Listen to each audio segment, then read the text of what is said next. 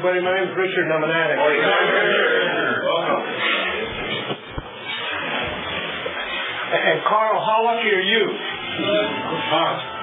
You know, first day in one of the greatest things that's ever happened in my life, to be in a room with people from 34 years on down. Hopefully it will be a day you'll never forget. I want to thank, and I forget who it was that asked me to do this, I don't know, maybe 6 months ago.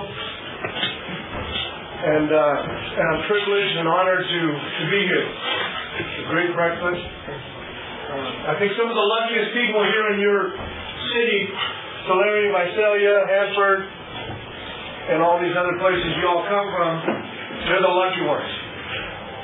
See, because we're all in here. There was a time when, if you were all out there, they'd be in trouble. So it's good to see everybody here.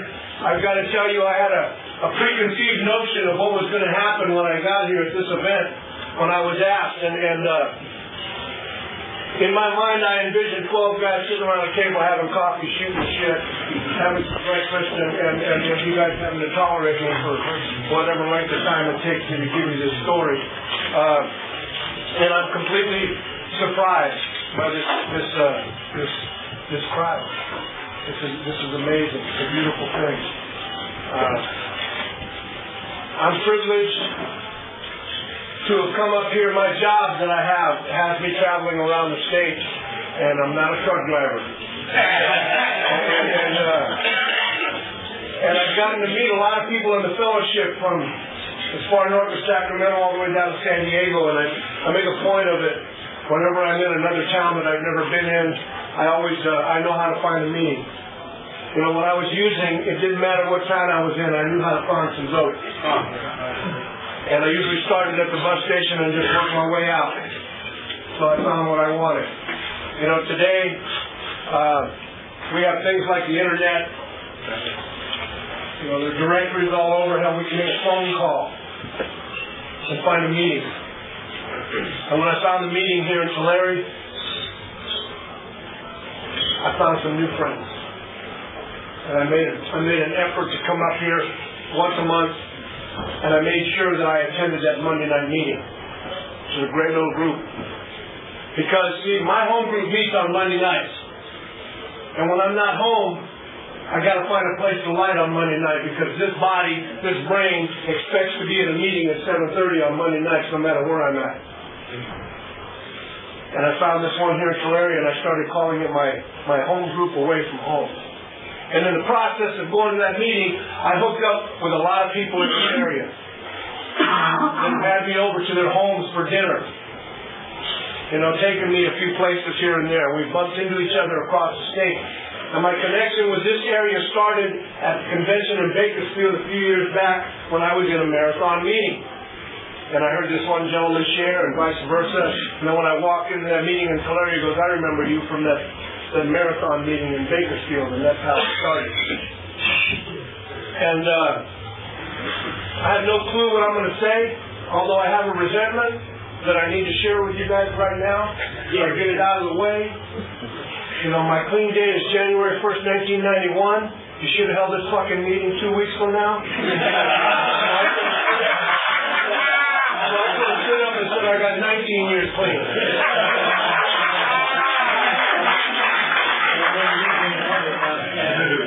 Because, you know, we always want what we want. Sometimes we don't want to wait.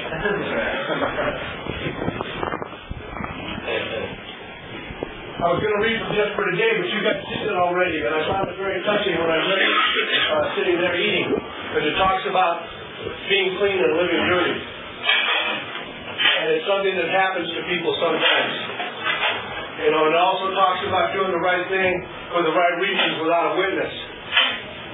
You know, if you learn nothing here today in my pitch from me, know that that's one of the things I believe in the most. Doing the right thing for the right reasons without a witness. When I do that daily, I can lay down and sleep real well at night, knowing that I was the best person I could be. You know, when I share sometimes, I get caught up in talking about things that annoy me in Narcotics Anonymous, and today's no different. I'm not one of those people that comes up here and says, I know less now than when I got here. And if you're one of them people, I ain't hanging out with you. Because if you get dumber by the fucking minute, I don't want nothing to do with you. You're supposed to learn some stuff while you're here. You know, I'm not one of them that carries up reference material to the podium, even though I came real close to doing it today. But you saved me. Because you read some text for today.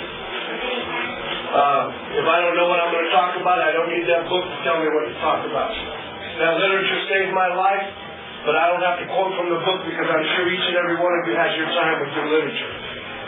So what I'm going to try and do is share a little bit of my experience, make some hope, and I'll start with my story. And I got to let you know, I came from a very, talk about bipolar family, you know, from one extreme to the other. I was born in Newport Beach in 1940, and in a place called Hope Hospital on the Bluffs. I grew up in Newport Beach. My father was a part-time dory fisherman.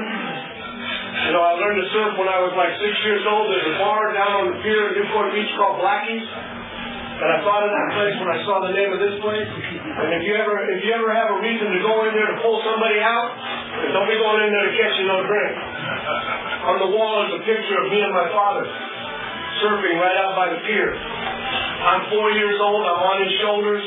We're tandem riding on a 16-foot redwood surfboard. It probably weighs about as much as a 56 Chevrolet. My dad was a gambler, philanthropist, a liar, a cheat, a thief, and he raised his son real good.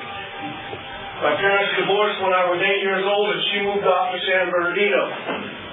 So I got a mother in San Bernardino, I got a father right on the oceanfront, 28th Street, Newport Beach. But many times I'd come home from school and there'd be a naked girl in the living room. So I said, Dad, who's that? And he goes, well, that's my work. I said, well, how late are you going to work today, Dad? He goes, until it's done. My father worked as an assistant trainer for a gentleman named Charlie Whittingham. So I grew up on the backside of Santa Anita Racetrack, Hollywood Racetrack, Del Mar, and sometimes Caliente Racetrack in Tijuana. And some of you aren't old enough to know that Caliente, well, they only run dogs in out there. So I grew up in a bohemian lifestyle. My father was a beatnik. You know, like some of you don't know what a beatnik is. If you don't know, ask that old guy with 34 years. So I grew up at home listening to John Coltrane, Miles Davis, Charlie Mingus. You know, sometimes the swing music, naked women running in and out of the house, my old man going to the racetrack. Sometimes we'd eat hot dogs, sometimes we'd eat steak. Sometimes we'd eat at the neighbor's house. And it went like that. The other extreme was my mother, who was a school teacher, social worker. Straight and narrow. So it was destined for them to be split up. I guess she was just overwhelmed by that bohemian dude on the beach she met one day. And then reality set in and they realized that life together was not going to work. So I spent most of my life going back and forth from Newport Beach to San Bernardino.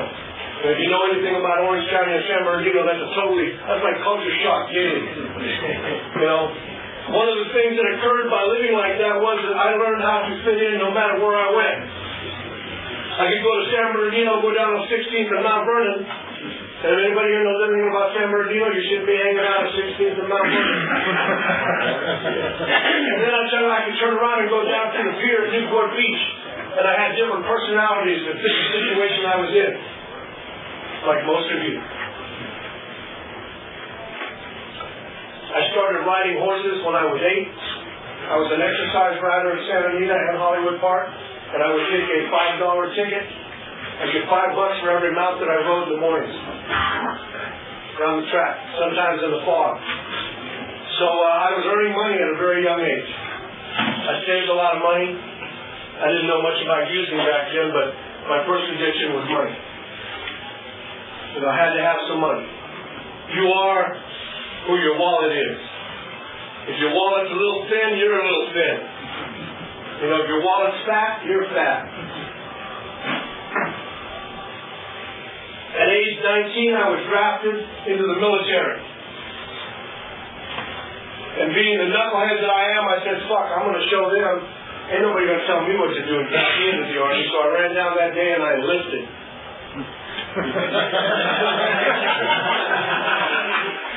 When I came back and saw my friends before I had to report to the reception center downtown LA and they're going to ship me out to Fort Ord, I told my friends, I said, yeah, I got that draft notice, man. I showed them I run my life, so I enlisted. What I found out later on was I could have been drafted for 2 years and I enlisted for 6.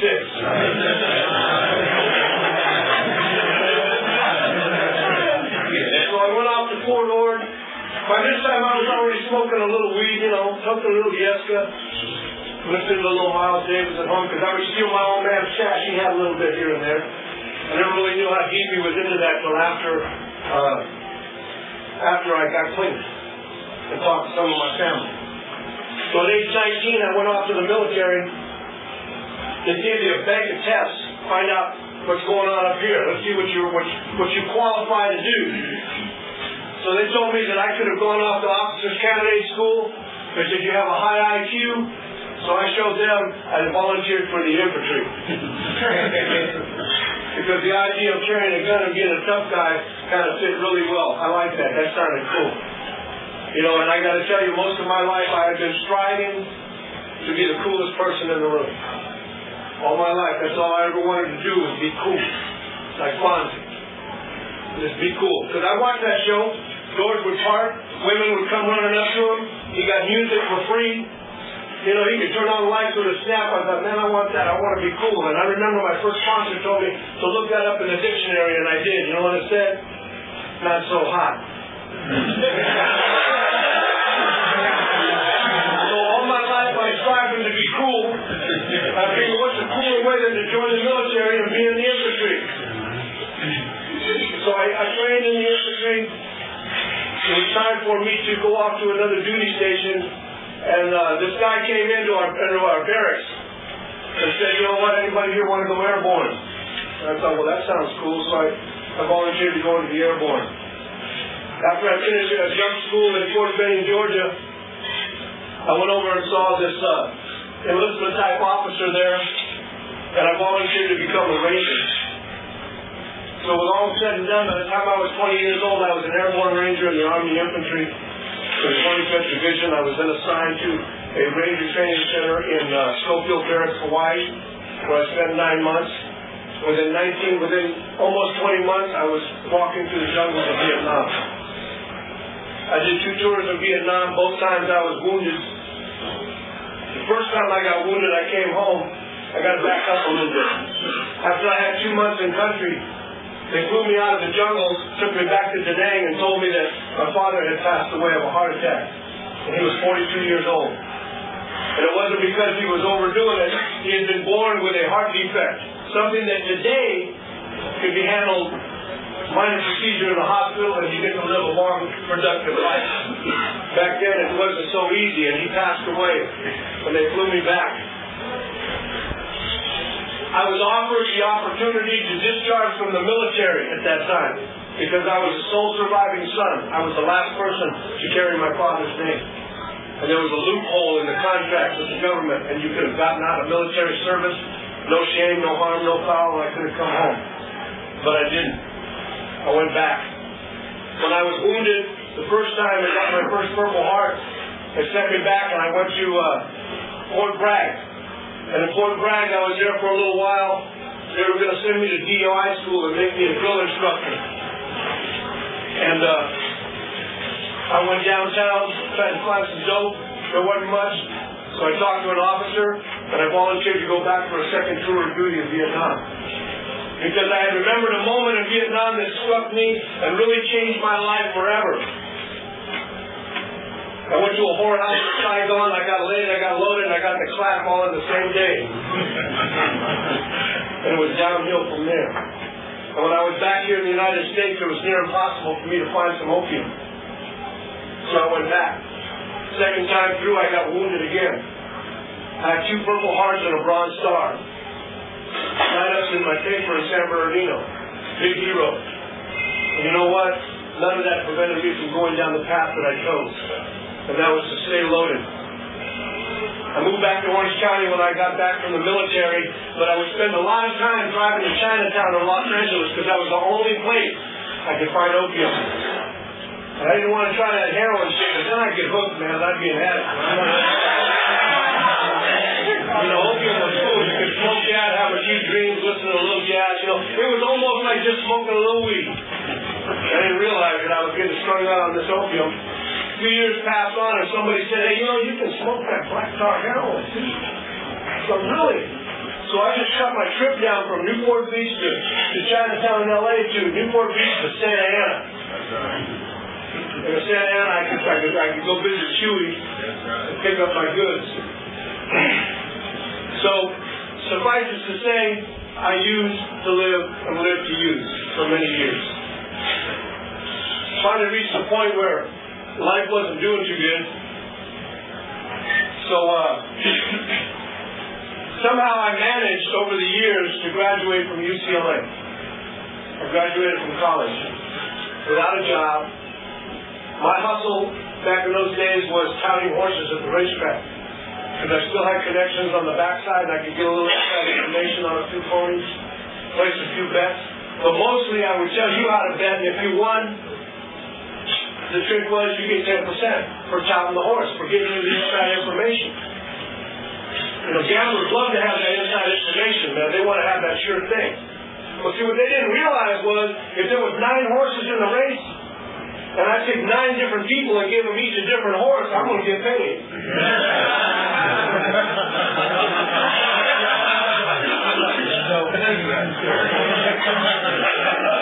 What was cool is if you found 18 people and you gave that winner to 2 people, I'd come up. And I spent a lot of years doing that, going to college, playing the horses, hanging out at the racetrack, doing a little bit of gambling here and there, playing a little pool, because that's what my father did. He was a gambler. And my college education, my gambling skills, all of these things did not prevent me from ending up under a bridge on Tippecanoe and the Chen Freeway in San Bernardino with matching luggage. I had 2 Stater Brothers bags with everything that I owned, thinking that was some valuable stuff. That was my matching luggage. And right up the street on Tippecanoe is a place called the Jerry Pettis VA Hospital. And I had picked up a newspaper off the ground and I was reading it. And there just happened to be an article this one week about how there was a group of Vietnam veterans that were going to the Jerry Pettis Hospital and they were petitioning the government because they were saying that they were suffering from the after effects of Agent Orange and PTSD, and they needed to make some money. They needed to get paid because they couldn't survive in society. And I thought, that's me. Vietnam vet, PTSD, Agent Orange. I probably got all that shit. I know at least I got the Vietnam vet.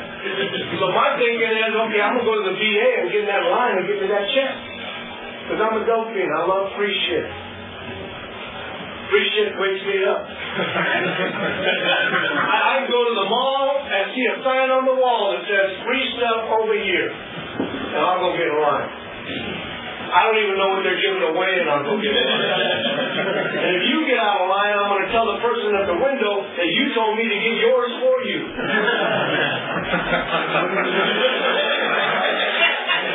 Because I'm always looking for some free shit. So I went to the VA hospital for some free shit. And the doctor, first thing they said when I was in the emergency room there, by the way, I was kicking a habit, and I needed to get well real quick. He said, do you feel like harming yourself? So I had to make sure. I thought about this. I'm going, you know what? I got to give the right answers to the right people so I can get my check. So he said, do you have feelings of harming yourself? I said, yeah. How about, do you have any feelings of harming others? And I went, well, who do you want harmed? So they admitted me, and they put me in a padded cell on the east side of the second floor. Like protective custody, right? So I'm in a room about half the size of that men's room if you went in there. And it's literally padded. I always thought that was a joke. I was in a padded cell. They even pad the fucking ceiling. Thinking, God damn, you gotta jump real high to fucking So I'm in this padded cell in the VA hospital on the second floor, and they come in and they're gonna give me some drugs. Okay. I don't know what they're giving me. I have no clue what they're doing. So I've been there a couple of days, wandering around the hallways. Finally, they let me out of that padded cell. I don't know how many days have gone by, but it's been a little while. I finally kicked. I was able to keep food down. My hair stopped hurting. Some heroin addicts in there, huh? You know what I'm talking about. That shit's so bad your hair hurts. So, I've got a little freedom now in the nut ward. And I'm doing a little shuffle around up and down the hallway. I got my little pajamas on, my ass hanging out. It's real hard to look cool when your ass is hanging out. But I was trying. I gave it my shot, you know. And I would look down and down at the end of the hallway, long hallway, was a double door with 2 windows. No bigger than that, each window. And they got wire mesh in them. So you can't bust out, right? Now, who the fuck's going to fit through a window this big? You know what I mean? So I see that, and I would always walk up to that. It's like a caged animal. And peek out that window. Because I could see down the hallway in the hospital to the next unit next door. So it was a Thursday night, and I was looking out that window, and here comes some women. And then some men. And they kept making a left turn. And if I went over to the other side of the dormitory, the ward, to where the bigger window was at, I could actually see through 3 sets of glass to a patio on the ward next door. And there were them people. And they were laughing and joking and smoking cigarettes and drinking coffee, and I thought, fuck, who are them guys, you know?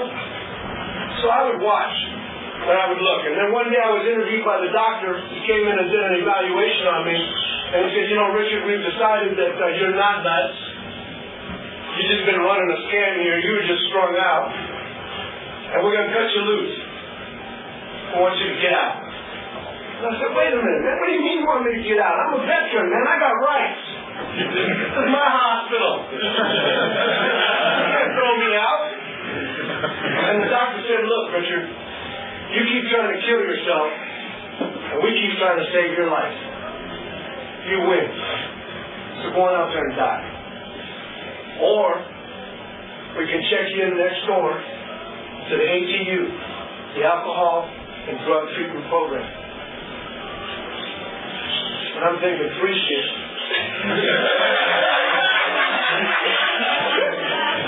That's probably step 2 into me getting that check. So I said, yeah, man, send me over there, man. That looks cool. Hey, the people still showing up on Thursdays over there. What are they doing? He goes, well, you'll find out. So I go over there, and it was a Wednesday. And I get a little room. I'm sharing a room with 4 guys. The door's not locked. The next morning, they did an intake on me. They assigned me, and they said, you're going to do 28 days here in the hospital. And then it's a 6 to 9 month program on the streets, and we have a house downtown San Bernardino.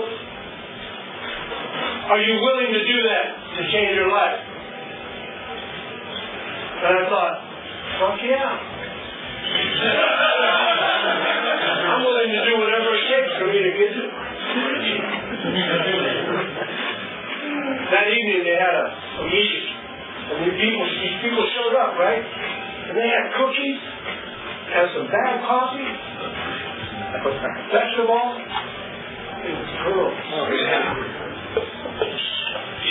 Try to look cool in front of girls when all you have is a pair of pink pajamas. You gonna have a seat? No, I'm good right here.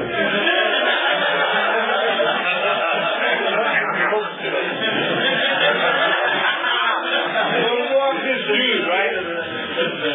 Full leather suit, a chain, a knife strapped to his leg. His name was Two Fingers Bob. I found out it was Two Fingers Bob later because he didn't have these 2 fingers. Harley was parked outside. He looked cool. But the best thing was, he had the best looking girl with him on his arm. And I looked over there and I went, I want what he's got. And in a Harley. So I sat and listened to that meeting. Turns out it was a Narcotics Anonymous meeting. I had no idea what these people were really doing here. I just knew that there was cookies and something else to look at besides them other fools on that ward with me. And I started paying attention. Dope fiends know how to pay attention, right? We know how to listen. But the only time we listen to anything is when it really affects us personally. Like free shit. But if someone talks about, I want to change your life, we got to do some work with some steps, we got to get involved in this process, I don't even hear that.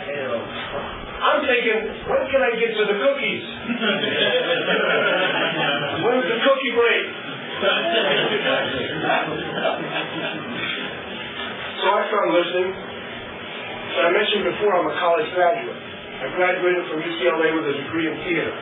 I have done some work in television and movies over the years, but it's been a long time since I was involved in that lifestyle. But I know how to memorize and recite. You tell me some shit I need to hear and throw back out there to show you how cool I am, I can do that. So I paid attention. Because one thing I did notice was the people up at the front table at that meeting, they got attention.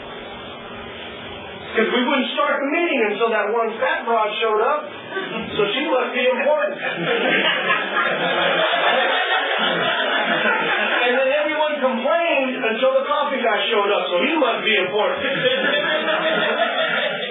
And then that girl, the two women that would show up with their boxes of cookies, I knew they were important.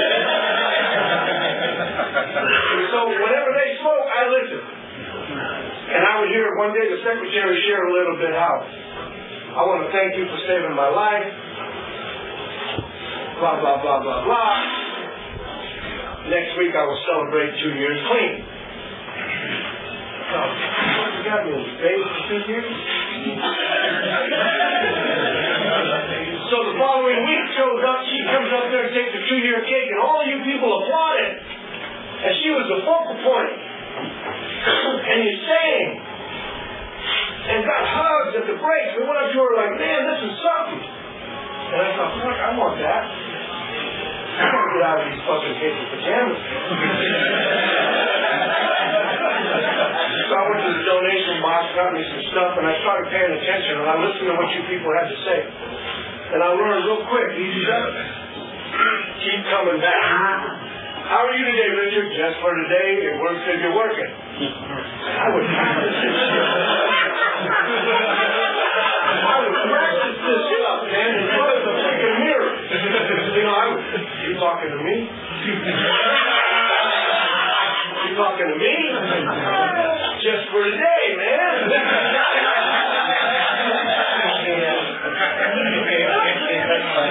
And I learned to do this so well that after hanging out in that meeting for a few months, one of you fools said, I nominate Richard to be secretary.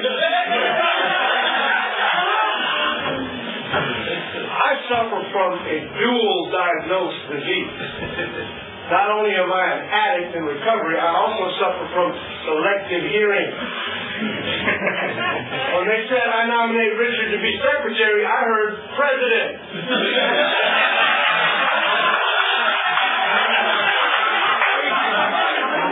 I'm going to run some shit here.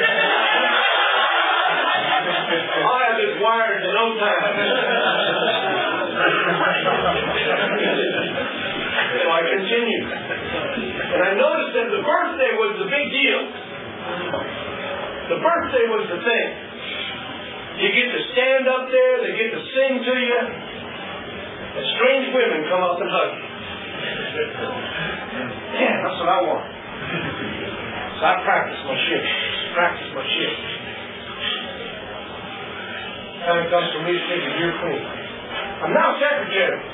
I'm thinking, this is my meeting today. I'm going to do some secretary in there, man, and then I'm going to be the birthday guy, and then I get to pick who shares. And it's going to be me. So we we go through the routine. We got the ship person gets up there. Who's got 30 days? Who's got 60 days? How'd you do it? And then this motherfucker went on and on. At 60 days, he met God over at the Pep Boys.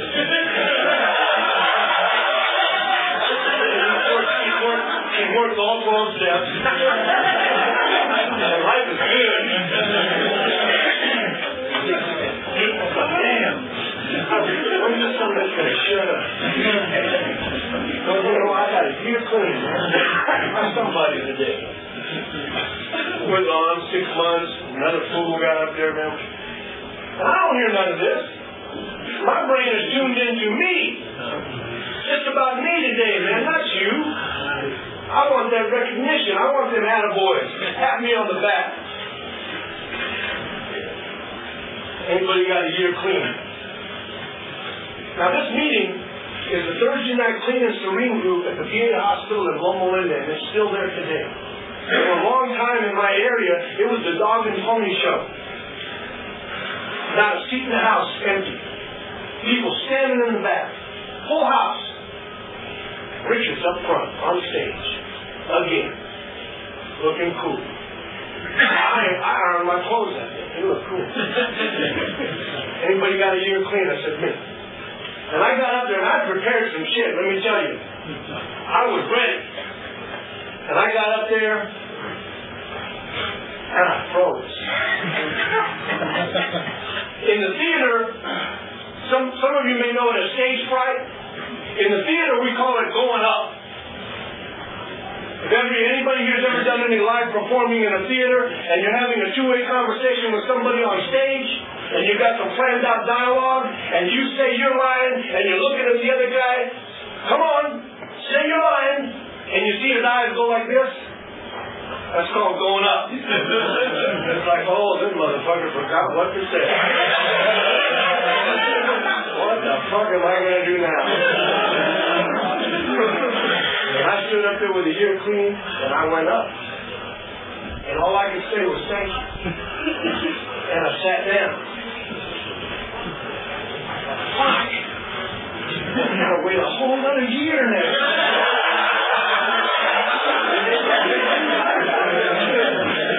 Then I realized, wait a minute, they got an 18-month chip. And them motherfuckers know everything anyway. So I'll take that 18-month chip, right? So we opened the meeting up for participation. And this room was packed. And way on the back side of the room, because it's double door to back, door to center, this little old lady had come into the meeting. And she was standing in the back. And the leader we had said, it's open for participation. Who would like to share? Please raise your hand. She raised her hand. Well, hi, I'm Vicky. I'm not an addict. I'm Richard's mother.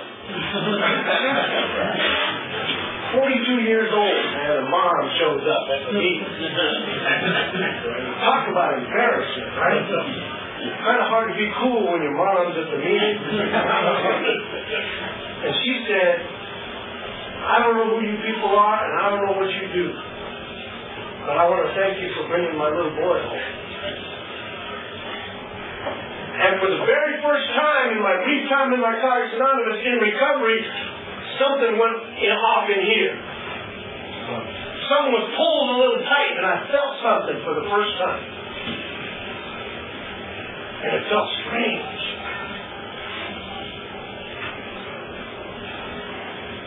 At 18 months clean, I sounded so fucking good. You said, I nominated Richard to be GSR. I didn't know what fucking GSR meant. I didn't even know what it was. But I knew that person went off somewhere every month and came back and had a bunch of shit with him and information. And I said, yeah, I'll do that. See, because when they said GSR, I heard Emperor.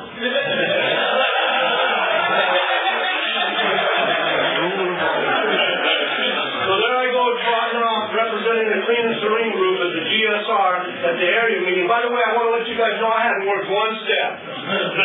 Not one. I had a sponsor at that time, and I don't even refer to him as my first sponsor because I hadn't really gotten in contact with my first sponsor yet.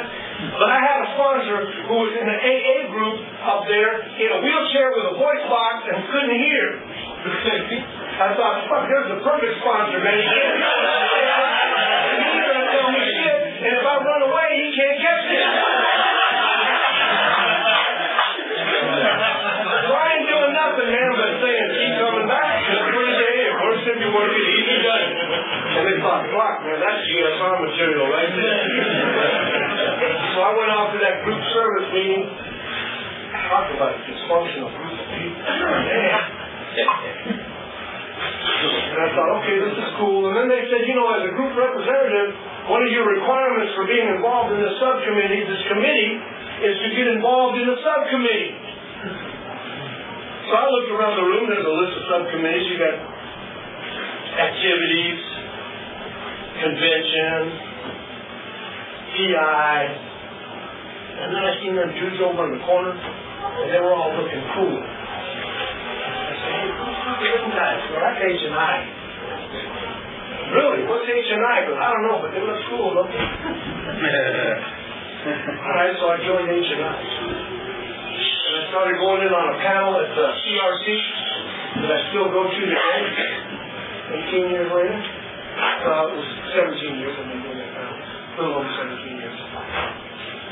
And after, to make a long story short, I worked my way to being chair of H&I. Every year we have a marathon, Memorial Day, 3 days. It was my duty that year, to line up the speakers and organize the marathon for our area. And I thought, fuck, I can do that. I know how to run some shit. And I'm going to do something probably nobody has ever thought of before. So I went to our regional directory and I looked on the back page, and there it was, H&I chair for every area in Southern California region. 17 guys, 17 names, 17 phone numbers. I thought, fuck, I ain't got to do nothing. I just call them. And all I got to do is say, H&I, man. And you know what? You cannot turn down any request, motherfucker. So you can get your ass over here. By the way, I've read the literature front back, and I have not found that paragraph yet. I think it's preceded by the paragraph that says no relationships for a year. But see, I can't find that one in there either. Anyway, so I'm H&I chair. I call all these people and I line up all these speakers, right? And I call this one dude from the Bay City area named Brad. I don't know if anybody here knows him. Maybe Mike has met him. And Brad, I never met the guy. He was a voice on the other end of the phone. And by the way, cell phones back then were the size of a cube of butter. Yeah. And I had one. It didn't work, but I had one. So I called Brad and I said, hey, check it out, Brad. I need you to speak at this marathon 5 p.m. slot. Can you be here? He said, right on. I'll be there. H&I, you bet. I'm coming. He goes, where's it at? I said, we're having it out here in Riverside. West Riverside. He said, well, I'm from the Long Beach area, and I don't know how to get there. What do I do? I said, just take the 60. When you smell cow shit, turn right.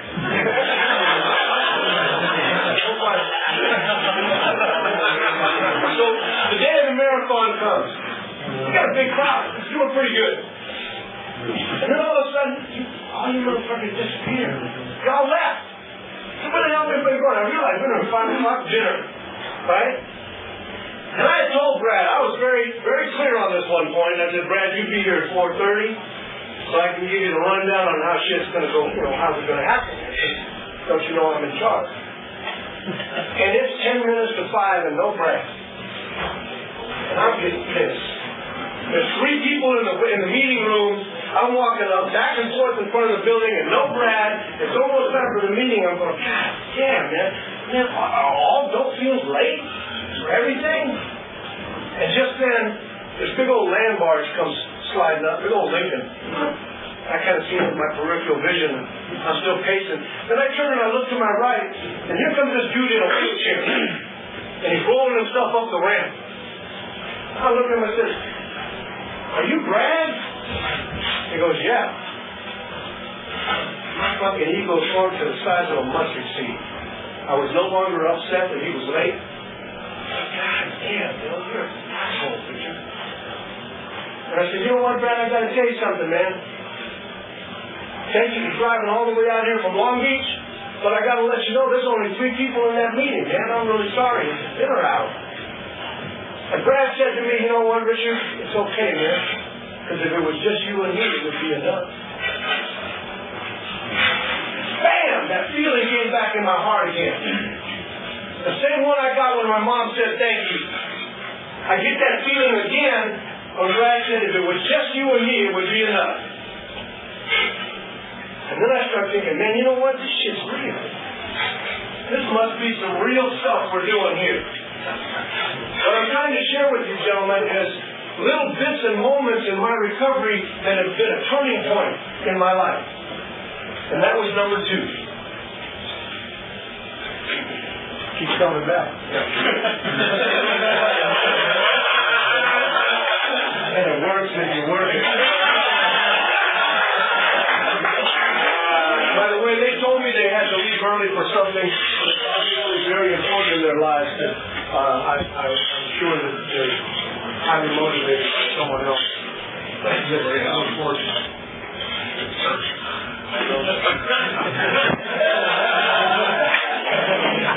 Well, I'm H&I chair, right? And somebody says, I nominate Richard to be RCF. Now I'm thinking, fuck. Top of the heap, here I come. President for sure now. Because I was going to represent our area at the regional level.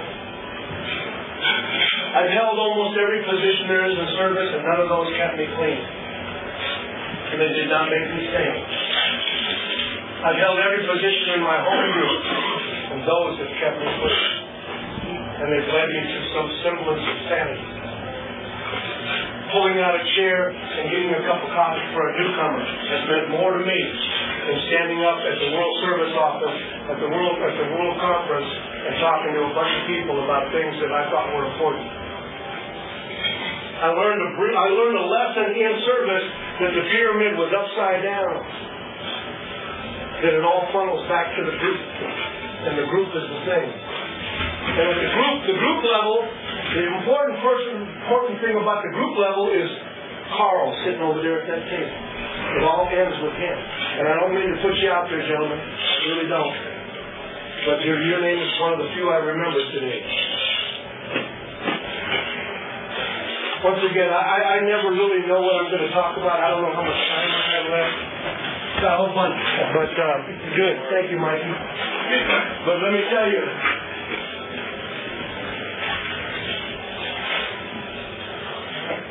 the first step changed my life. But I didn't get to the first step until I had almost 5 years old. So when I hear people say, I got 18 months, I got a job, I got a car, I'm getting laid every night, I'm fucking clean, life is good, I look up at God and I go, motherfuckers are cuts in line.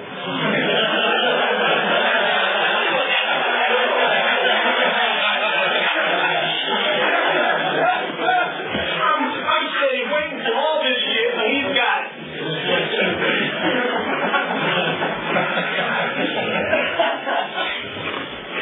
And then 3 weeks later, he's up there going, hi. And then I look up and I go, thank you, God, for not overloading me. I'm not here to tell you that it takes 5 years to do the first step. I hope that you get involved and get deep into that as quickly and as efficiently with your sponsor as you possibly can. But I'm also here to tell you that this ain't a race. This ain't a race. Because, see, I'm what I call a doping of the genuine variety. And my brain's broken. See, I'm that fool that you met on the street corner and you said, give me your $20, I'll be right back. And I did it and I waited. And waited.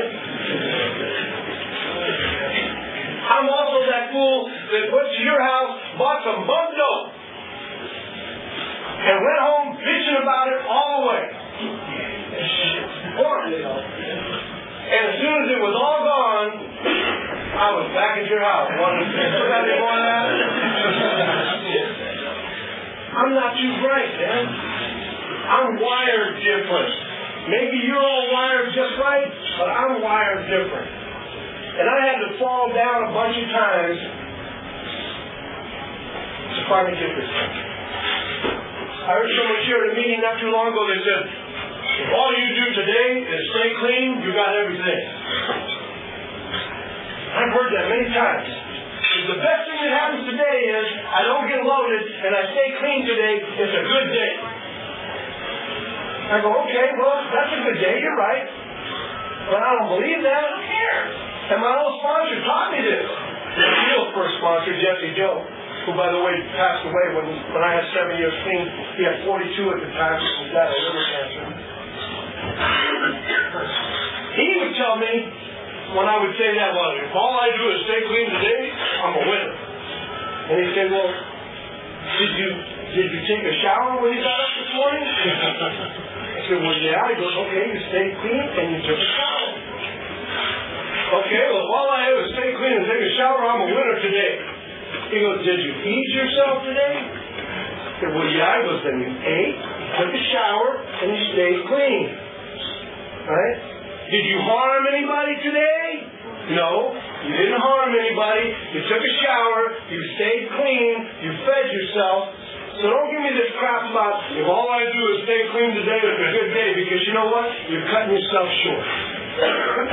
You're cutting yourself short, and you should stand up and be proud for the things that we do today. See, because we find those things uncommon. Them people over there, they would think we're crazy. Well, everybody takes a shower and eats. Well, you don't know me very well.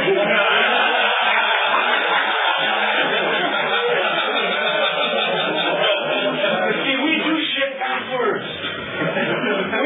We're the only people on this planet that will take a sedative and try to stay awake.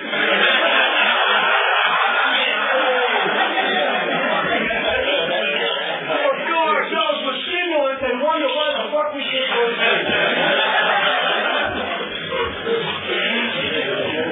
We do shit weird. By the way, I was a thief. I stole from Mom. Let me see, bank robbery, stealing from Mom. That's about the same, isn't it? But I was a smart thief. She would have like $100 on the dresser and $20 bills. I'd steal the one in the middle. So she wouldn't notice it.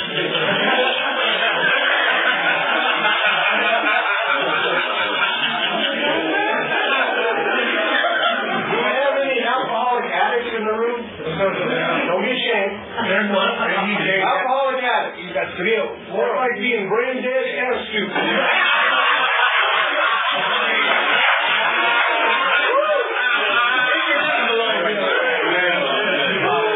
I come from a disease of addiction. And this disease of addiction covers all aspects of my life. Starting with cookies. Ending with God knows where. My wife, may she rest in peace, Mikey met my wife. I remember once we were at a convention. In fact, it was San Diego World Convention.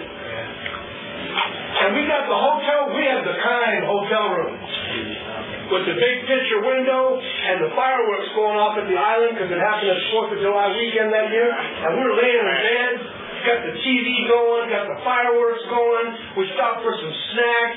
She got herself a little carrot. And she don't know what a snack. Snack is a fucking bag of cookies. We got some carrot, some celery, a little ranch dressing. And I got a bag of Mother's Animal cookies covered in candy and fucking sprinkles. And I'm laying in bed, and she's laying in bed, and we're watching the fireworks, and he's crunching, and I'm munching. And all of a sudden I feel this. And I went, what's up, Holmes? She goes, well, let me have a cookie.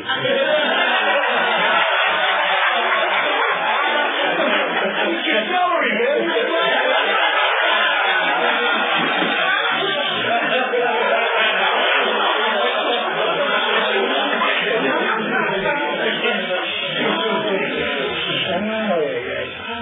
At 7.5 years clean, my sponsor died of cancer. Before he passed away, we were at an H&I event, and my current sponsor was the speaker at the podium, Bob S. And my sponsor then, he looks at me and he says, Richard, when I die, and you know that day is coming, that's your sponsor. And Jesse Joe had never lied to me before. And I still follow his direction today, because I went up to that gentleman and I asked him. And he said, you hang with Jesse, when the day comes, we'll talk. And Bob S. has been my sponsor now for over 12 years. At 10 years clean, my mother passed away from a heart attack.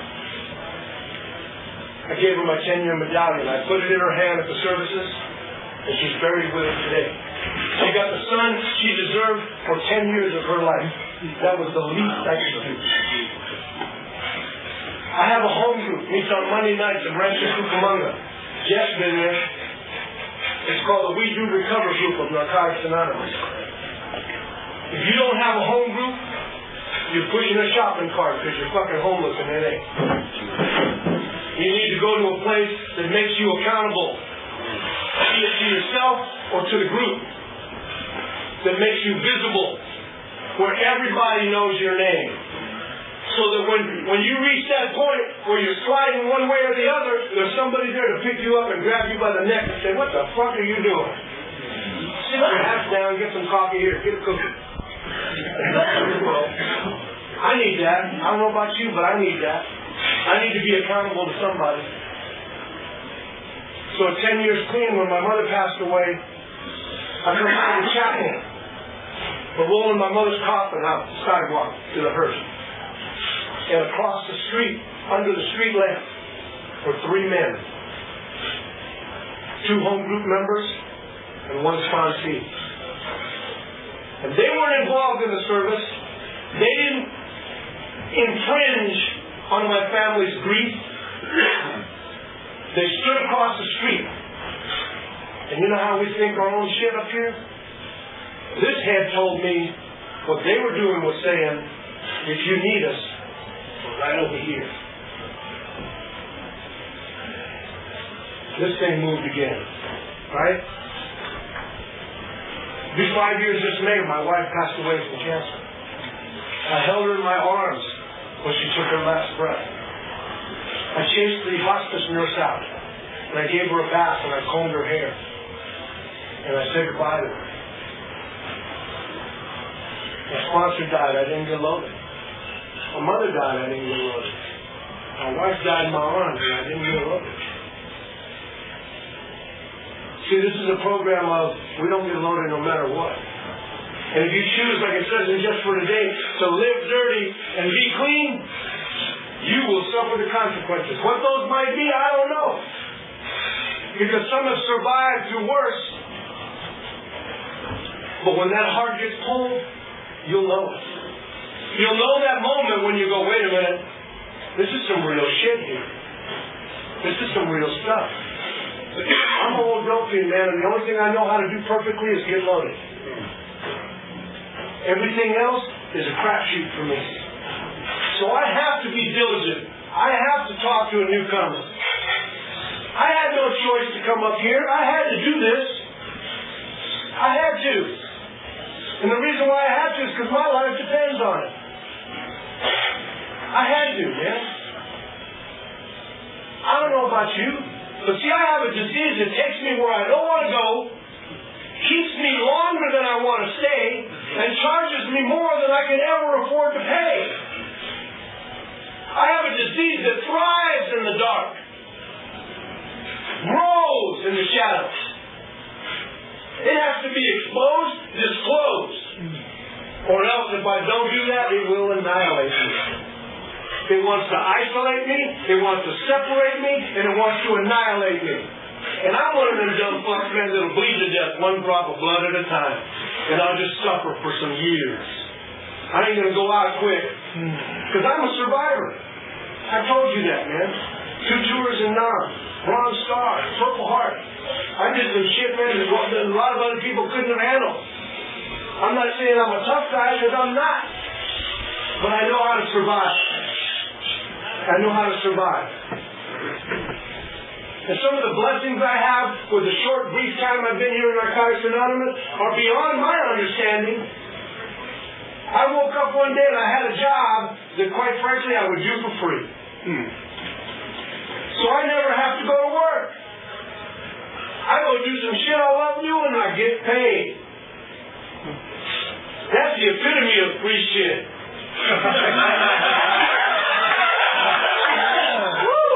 It don't get no better than that. See, my job sends me to the penitentiaries where they have substance abuse programs up and down the state, and I get to go in and do exactly what I'm doing right now. Talking about a new way to live. And it's a choice you make. And then I go to lunch. Fuck, how cool is that? Not only that, they give me a company car, a company credit card, they fly me all over the place. Free shit. And when I eat, I save the receipts and get reimbursed. Like I don't eat when I'm at home, right? But they do it, they're willing to pay me, I'm willing to take it. I don't know how I got that job. I was at a meeting one day. Somebody said, Richard, you've been doing that H&I panel over there at CRC. Why don't you give me a resume, man? We'll get you a job in there. And that's how it started. You know, I'm going to go real quick. I'm going to run through the 12 steps real fast. And take notes, because there's a test later. 4 parts of step 1 for me. Admittance, acceptance, willingness, and surrender. If I can admit, accept, and be willing to surrender to this process, as well as the disease, I gain a gift that I've never had in my life, and that's honesty. The spiritual principle of the first step you might hear from somebody else might be different, but the way I see it, to me, it's honesty. And it's not honesty at the cash register. It doesn't mean I ain't stealing shit from my boss. It means that for the very first time in my life, I'm honest with me. And I admit that, you know what, something ain't right. You know, the second step talks about restoring me to sanity. And you guys know what insane is, right? You've heard it over and over and over, right? And we expect different results, right? Doing that shit over and over. I don't believe that. Bullshit. My definition of insanity, and it says it somewhere in our literature, and I didn't read it when I heard it and repeated it. I used to believe this, and then I read it. Backwards, right? And that is doing the same thing over and over and over, knowing what the result's going to be, and then fucking doing it anyway. That's insane, when you know what's going to happen, but you do it anyway. My sponsor says, you know what, you cannot work these steps, Richard, the way everybody else does because you're too fucking smart. You got that college degree mentality. I know some shit. So he said, go buy you a dictionary. So I went and got a dictionary, and I found out I didn't know what I thought I knew. And I read the definition of restore in the second step, and you know what it said? To bring back to its natural state. So that makes an assumption, the second step makes an assumption that at one point in my life I was sane and I was making rational decisions. Because that's what insanity is. Not doing shit rationally. But sanity is making rational decisions based on good information. And my information was all screwed up. So I got a little hope in there. Went on to the third step, and I said, you know what, Jesse Joe, I don't know about this third step shit, man. I ain't one for, I'm a recovering Catholic to begin with. And I don't know how to fall on my knees and pray. I don't know how to do that. In fact, you know what, I ain't doing that. Because he wasn't listening to me when I was in the Oshaw Valley in 1968. He didn't hear me then, so where is he now? He says, it's real easy, Richard. So take your shoes. Because you do have shoes, don't you? So yeah, I got some shoes. He goes and slide them way up under your bed. Way up under your bed. And I said, why? So in the morning when you get up, to put on your shoes, you got to get down on your hands and knees and reach way down under that bed to pull the shoes out. He said, then while you're there, ask God for some help for the day. That's all. God help me today. Because you ain't got to have no long, drawn-out shit. You don't have to have no prayer cloth and, you know, soft music playing, candles and all that shit. Just get down there. Just get down there and ask for some help. He said, I said, but I don't understand that. Turn my will and my life over stuff. And I don't get that. He goes, it's real easy. It's real basic and simple. You do the right thing for the right reason without a witness, and you can't help but live in the grace of a higher power. Because you're being the best person you can be daily. And that's all God ever wanted for you. was to be a good person. You know, the fourth step was all about that inventory. And I told you about when I got here, I was one of those mimickers, and I could memorize and throw shit that regurgitate right back at you. And I heard some shit in there. I heard that guy Two Fingers Bob, remember him? He got up and shared one time about bank robbery, FBI, high-speed chase, shooting up dope in his neck, armored car robbery. That caught my attention. Armored car robbery. That sounds cool. You know, when I was a kid, when I was about 8 years old, they even have a museum downtown LA, you probably know about it, called the Helms Bakery. They got a museum for the Helms Bakery. And when I was a kid growing up, the Helms Bakery would come through by my house in San Bernardino, by my mom's place, in a little truck. And he'd go by there, doo-doo. Every kid that had a sugar addiction would come running out the fucking door with their little money, and they're going to get them a donut. And he would open up the back of that truck, and he'd pull out this long-ass drawer. And there they were. Big donuts, little donuts, chocolate-covered, candy-covered, icing, frosting, all this shit on them donuts, man. And I'm going, Mom, give me a quarter, donut, give me a quarter, come on, let's go. And I'd go out there and get me that donut. Got that quarter. Oh, that. He'd pull out that donut, and he used to wear these little things on their waist. Like that little chain would come flying out, right? If you remember those, you're fucking old. He'd pop out that change, man. I'd give him my quarter. Oh, by the way, the donut was a nickel. That tells you how long ago that was. And he gives me my donut and 2 dimes. And as soon as he popped that thing like that, he was running his pouch. His $5 bill fell out of his pouch. I put my foot up. Got my donut. And he slides his drawer back in that truck, shuts the door, and goes driving down the street, and I'm watching. He turns the corner. I reached down and grabbed me my $5. That was my armored car robbery. I put that in my 4th step. Right? All this shit that I didn't really do, because I heard it from you people. Because see, my life was boring. You know, I'm a button tab, right? Pleated trousers. What you see here, if you saw me 30 years ago, I looked exactly like this, only I had hair. And a girl. So, I learned this stuff from you guys. And I said this 4th step to my sponsor, Jesse Joe, and he said, well, that's pretty good, man. I saw that on the ABC Movie of the Week last night. So, write the real shit. So I wrote the real 4th step, shared it with my sponsor. We got to that part, and it took courage, and it took some commitment, it took some honesty, it took some hope that there was some relief waiting for me. I had to believe that because that's what you guys talked about, and some of you showed up in meetings and you were smiling. You couldn't have all got laid that day. So I figured somebody was, happy because it was a good day.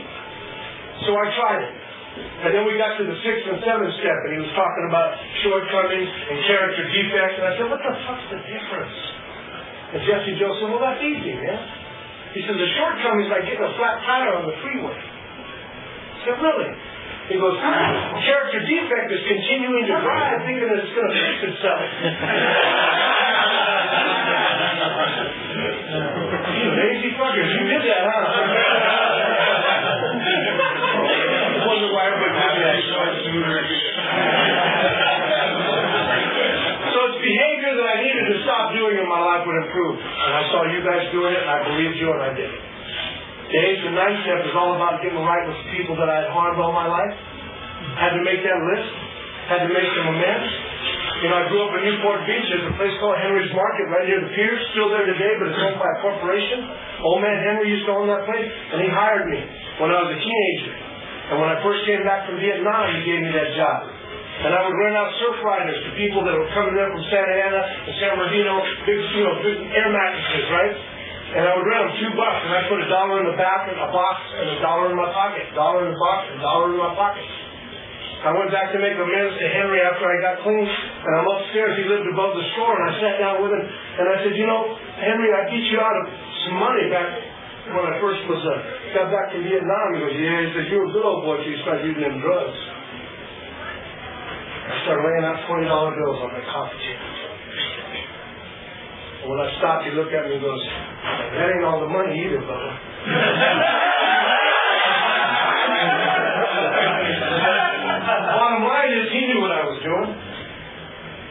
kid growing up right there in that neighborhood, he was like a, like a family member to me, right? So he just shined it on. And he told me, I can't take that money. He goes, you go give that to the church, or give it to somebody that needs that money.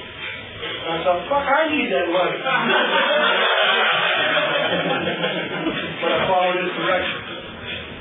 Sometimes amends you don't want to do by yourself. I don't know about you, but I don't know. By the way, for those of you that are new, you don't have to pay the dope man back. Fuck it.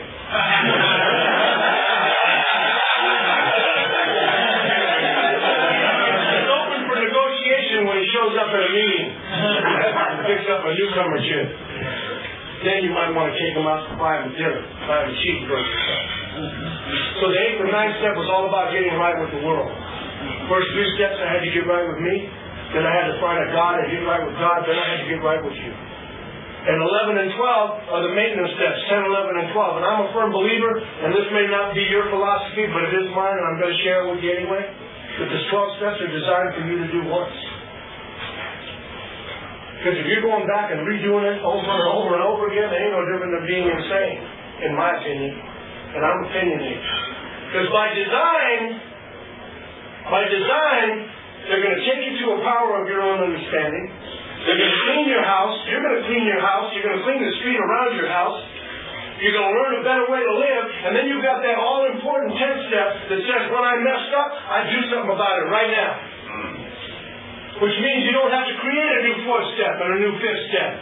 Which means that your life can continue to stay on that righteous path. But being a dope fiend, when I hit that 10th step, admit when I'm wrong, I want a plea bargain. Let's discuss this down to a lesser charge.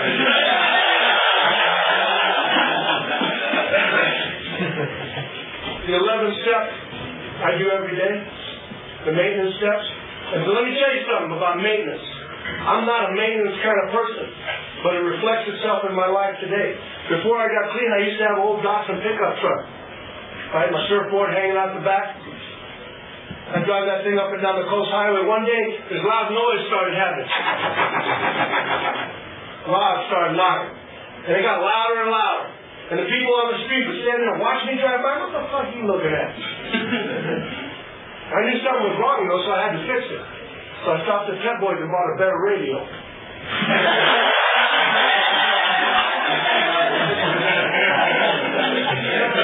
That was my idea of maintenance. I don't hear it, it must be okay. I don't see it, it must be gone. When I first got clean, my idea of being responsible, when the light bill came, put it at the bottom of the pile. If I don't see it, light bill's taken care of. Today I do them as they come in. And I learned how to be responsible with those maintenance steps, with that 10th step, how to fix those things before they become a problem. When the tire goes flat, pull over, change the motherfucker. I can make it to the next off-ramp and go to the gas station, but by the time you get there, you ain't got no tire no more anyway. Why not take it off and fix it, right? It happens. Sometimes changing that tire can be dangerous. A lot of traffic going by. I use a lot of metaphors in case you didn't notice. So you got to watch out for that oncoming traffic while you change that tire. So be safe when doing it. Always consider yourself. If all you did today was stay clean, you're cheating yourself. The 12-step works if you work it. Find a God of your own understanding. After almost 19 years, by the way, 13 days from now, I'll have 19 years clean, and you need to readjust that schedule. How many of you ever catch an attitude when you go to a convention 2 weeks before your birthday? This is wild, doesn't it? And here's the thing about it, though. I'll bet you everybody sitting around you knows that your clean days in another week will be better. Next week, I'll have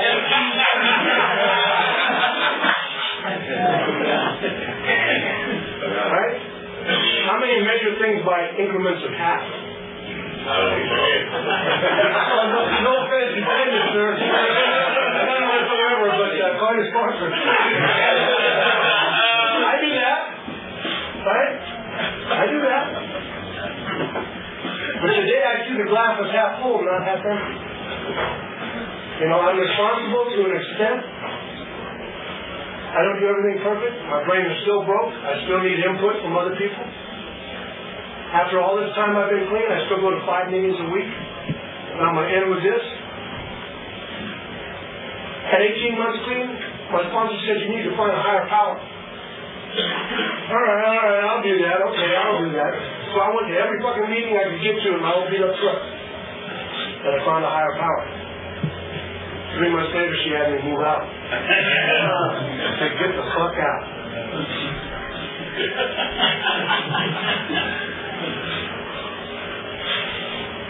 I said, Jesse Joe, man, I got almost 2 years clean now. Do I still have to keep going to 5 meetings a week? He said, no. You know. I said, oh, cool. He goes, did one of those meetings save your life? And I had to admit, yes. He said, do you know which one it was? I thought about it, so no. And I realized that I've got to go to all fucking 5 because my picture's always been broke. And my luck, I picked the wrong one and I'd be loaded.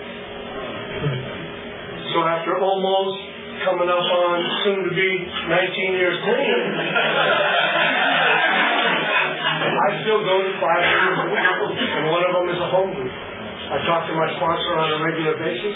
I sponsor men all over the world. I sponsor a guy in Denmark. We do it over the internet. I met him at the Will Convention in San Diego. I shared at a marathon meeting. He was sitting next to me. We've been hooked up ever since. That kind of shit didn't happen when I was hanging out on my way to Santa Ana to pick up a little black car.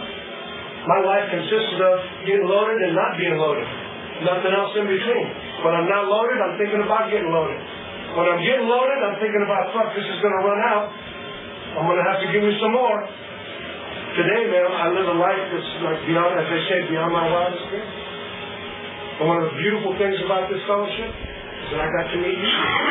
I got to come here to Tulare, man, and expand my family, my network of friends. That kind of shit didn't work when I was little, brother. Sponsor and a sponsee walking down the street in Chicago. A cold-ass city. Walking down the street, sponsee's doing what he always does, snivel. My name is Dan, and I can't get laid, and you know what, and my boss doesn't understand me. And the sponsor's doing what he does, he's listening. Okay? And they're walking down the street in Chicago in the middle of winter, it's cold out, and they look up in front of us, and here's this little old man, and he's got one of them walkers. And he can barely move. He's struggling to get down the street. And he comes up to the stairways leading to the ramp for the L train.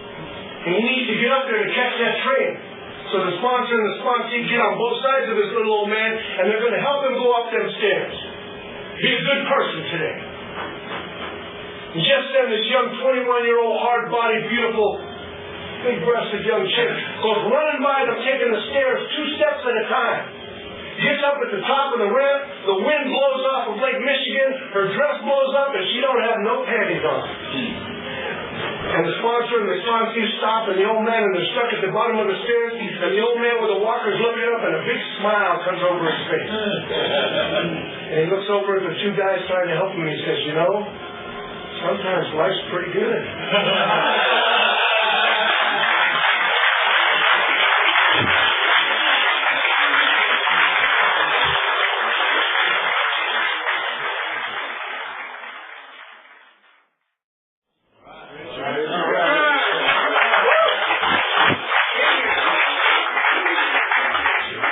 Good morning, everybody. My name is Richard, and I'm an addict. Welcome.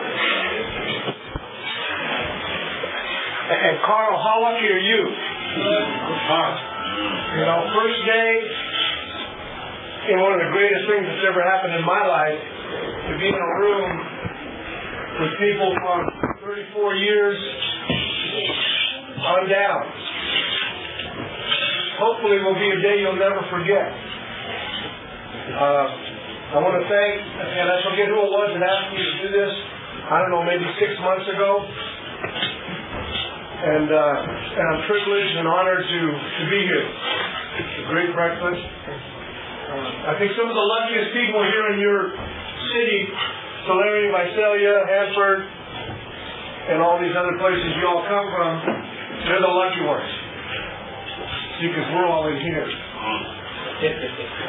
There was a time when If you were all out there, they'd be in trouble. So it's good to see everybody here. I've got to tell you, I had a preconceived notion of what was going to happen when I got here at this event, when I was asked. And in my mind, I envisioned 12 guys sitting around a table having coffee, shooting shit, having some breakfast, and you guys having to tolerate me for whatever length of time it takes me to give you this story. And I'm completely surprised by this crowd. This is amazing. It's a beautiful thing. I'm privileged to have come up here. My job that I have has me traveling around the state, and I'm not a truck driver. And I've gotten to meet a lot of people in the fellowship from as far north as Sacramento all the way down to San Diego, and I make a point of it whenever I'm in another town that I've never been in. I know how to find the meaning. You know, when I was using, it didn't matter what town I was in, I knew how to find some votes. And I usually started at the bus station and just worked my way out.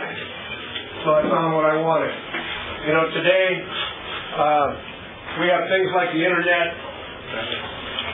You know, there's directories all over. Hell, we can make a phone call and find a meeting. And when I found the meeting here in Tulare, I found some new friends.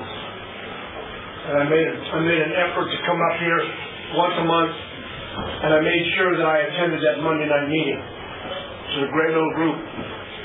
Because, see, my home group meets on Monday nights. And when I'm not home, I got to find a place to light on Monday night, because this body, this brain, expects to be at a meeting at 7:30 on Monday nights, no matter where I'm at. And I found this one here in Tulare, and I started calling it my home group away from home. And in the process of going to that meeting, I hooked up with a lot of people in this area. They had me over to their homes for dinner. You know, taking me a few places here and there. We bumped into each other across the state. And my connection with this area started at the convention in Bakersfield a few years back when I was in a marathon meeting. And I heard this one gentleman share and vice versa. And then when I walked into that meeting in Tulare, he goes, I remember you from that marathon meeting in Bakersfield, and that's how it started. And I have no clue what I'm going to say, although I have a resentment that I need to share with you guys right now, so I get it out of the way. You know, my clean date is January 1st, 1991. You should have held this fucking meeting 2 weeks from now. So I could have stood up and said I got 19 years clean.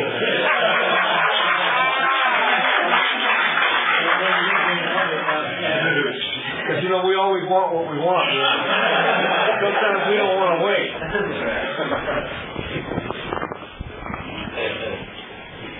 I was going to read from Just for Today, but you got to see it already, and I found it very touching when I read it sitting there eating, because it talks about being clean and living dirty. And it's something that happens to people sometimes. You know, and it also talks about doing the right thing for the right reasons without a witness. You know, if you learn nothing here today in my pitch from me, know that that's one of the things I believe in the most. Doing the right thing for the right reasons without a witness. When I do that daily, I can lay down and sleep real well at night, knowing that I was the best person I could be. You know, when I share sometimes,